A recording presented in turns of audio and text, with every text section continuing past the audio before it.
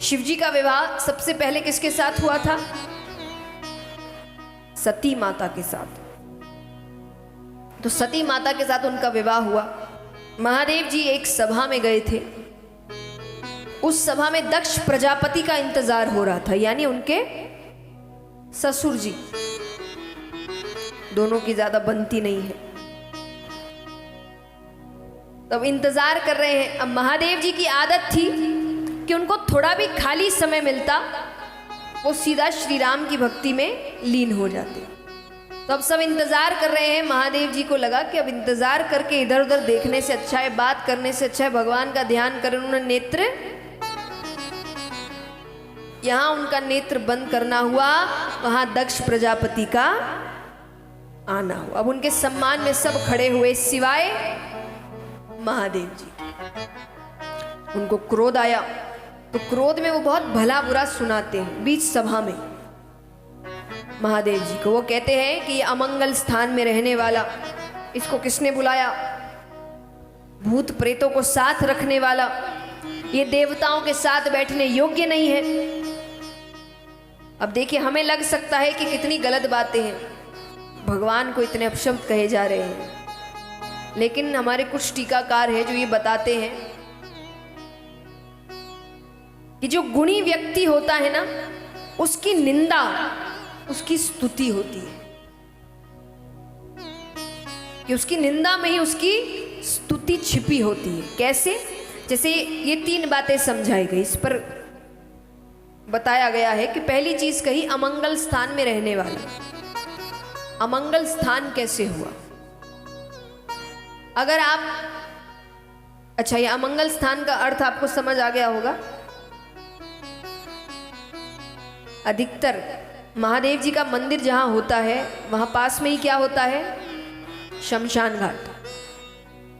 अधिकतर मंदिरों में, जो बड़े मंदिर, महादेव जी के मंदिर के पास ही शमशान घाट होता है। तो कहते हैं कि अमंगल स्थान में रहने वाला। तो अमंगल स्थान कैसे हुआ? अगर आपको बता दिया जाए कोई स्थान अमंगल है तो आप वहां जाएंगे? कोई भी जाएगा? नहीं जाएगा। उस स्थान में अपने आप को जाने से रोक सकते हो? कोई भी रोक सकता है यहां? वहां तो जाना ही पड़ेगा। कहीं और जाओ ना जाओ, जीवन में एक ना एक बार या तो जीवित जाएंगे या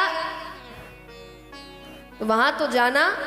और वो स्थान जो सच समझाता है वो कोई और स्थान नहीं समझा सकता। कई बार जब आप किसी की मृत्यु हो जाए तो भी जाना पड़ता है। तो जो जो व्यक्ति वहां गया है उसको पता है कि जितनी देर वो वहां खड़ा होता है ना, उसको दुनिया का सच समझ आ जाता है। उसको सब समझ आता है कि बाकी चीजें कितनी व्यर्थ है।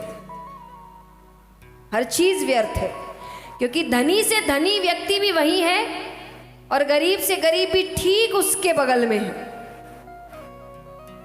भगवान, देखिए, भगवान कोई भेदभाव नहीं करते।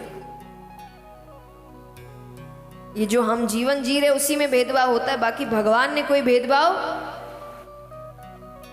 जब मृत्यु आती है तो चाहे कोई भी हो वही समान लगता है, जो चाहे धनी को लगे, गरीब को लगे, किसी को भी लगे। तो जब तक व्यक्ति वहां खड़ा होता है उसको समझ आ जाता है कि सत्य क्या है।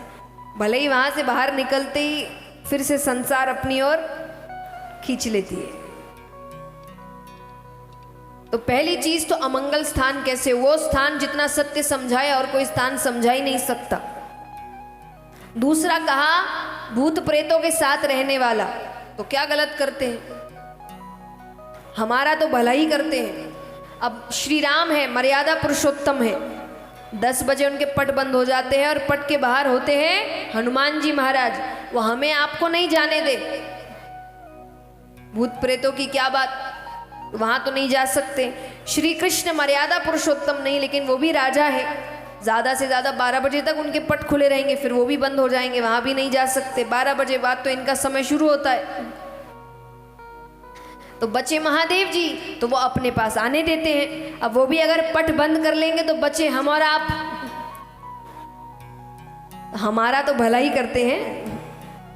फिर कहा देवताओं के साथ बैठने योग्य नहीं है। नहीं है, बिल्कुल सही कहा। वो देवताओं के साथ क्यों बैठेंगे? वो देवता है, वो देवों के देव महादेव है, वो उनसे ऊपर बैठेंगे, साथ क्यों बैठेंगे? तो जो गुणी व्यक्ति होता है उसकी निंदा उसकी स्तुति बन जाती है। लेकिन जो भी बहुत भला बुरा कहा, पर महादेव जी ने सती माता को कुछ नहीं बताया। अब यहाँ पर कुछ दिनों बाद दक्ष राजा एक यज्ञ का आयोजन करते हैं। सबको निमंत्रण गया, देवी देवता यक्ष गंधर्व किन्नर सिवाय महादेव जी के। अब सती माता देख रही है कि आज आकाश मार्ग में बड़ी चहल पहल है, सब अपनी अपनी सवारियां ले लेके निकल रहे हैं, तैयार होके निकल रहे हैं। माता को लग रहा है ये कहाँ जा रहे हैं। अच्छा, नारद जी को अच्छे से पता है कि न्योता नहीं आया है, पर नारद जी आते हैं, माता को देखते हैं। नारद जी ने कहा, अरे माता आप तैयार नहीं हुई, मैंने तो सोचा था आपके साथ ही हो लूंगा। सती माता कहती है, अरे सब कहाँ जा रहे हैं? अरे आपको नहीं पता, आपके पिता ने इतना बड़ा यज्ञ कराया है, आपको नहीं बुलाया?